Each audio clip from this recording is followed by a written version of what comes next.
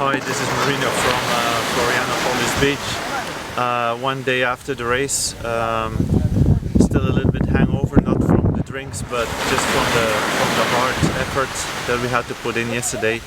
But over the moon with a big win. It really meant a lot to me, coming back after a broken sacrum last year that I suffered from just before Hawaii. And yeah, it took me forever to get back into shape, but now I'm healthy again. The body is 100%, and I felt like I was really ready to race, and I think I proved that I'm really 100% back now.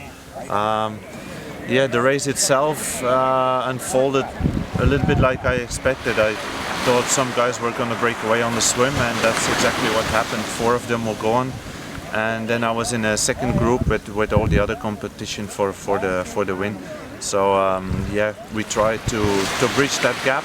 I think we lost a minute and a half in the swim, but we didn't get any closer in the first 2 hours. So I was not doubting myself, but yeah, I could feel okay. This was too early to bridge it. They still had too much speed in the lead pack, and I think it took us about 100 kilometers to finally close it. And then I could stay with the guys for a while, and yeah, I decided to attack coming back from town, and I got a break. I got out of sight, and from there on I started really building a big gap in the last 40 kilometers. And you know, the thing is, if you race like that, you're not gonna end your Ironman with the fastest marathon split. You know, if as soon as you get off that bike, you have to defend what you have. Because I pushed really hard to get at least some kind of an advantage.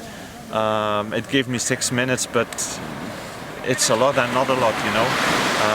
I just started running my pace, got through the hills in the first part of the marathon, was suffering a little bit there, was even walking on one of the hills because I thought, I said to myself, Marino, you're not running fast enough, man. Just walk up this hill. It might be better for your body and go faster.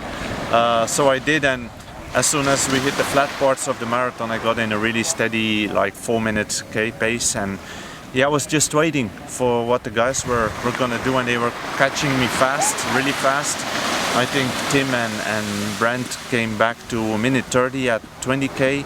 And then they changed places, second and third. Once Tim came up to 40 seconds, then he faded off again. Then Brent made another surge. He came until 1 minute.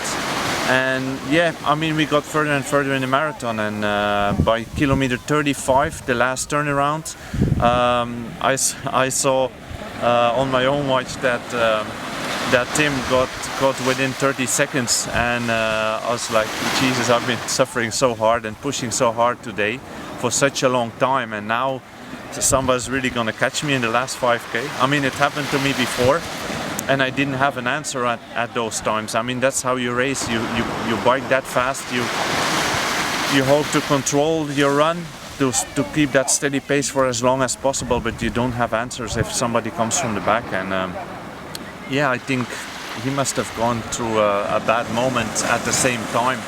And yeah, with 4 kilometers to go, I opened it up back to a minute, and then I put in 2 risky kilometers, 2 really fast kilometers for that time of the marathon. And I was up to 2 minutes then, and that was, yeah, game over, and start celebrating.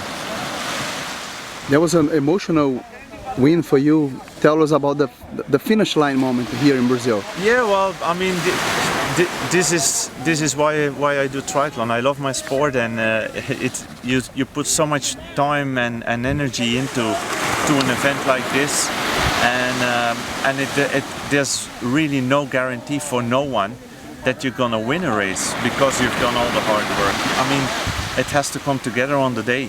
And if it does happen that everything comes together, it's like really a huge weight off your shoulders, and you're like, oh, so relieved, so happy. And yeah, I sometimes get a little bit ecstatic at the finish shoot, but yeah, that's how I roll, and I race hard and I celebrate hard.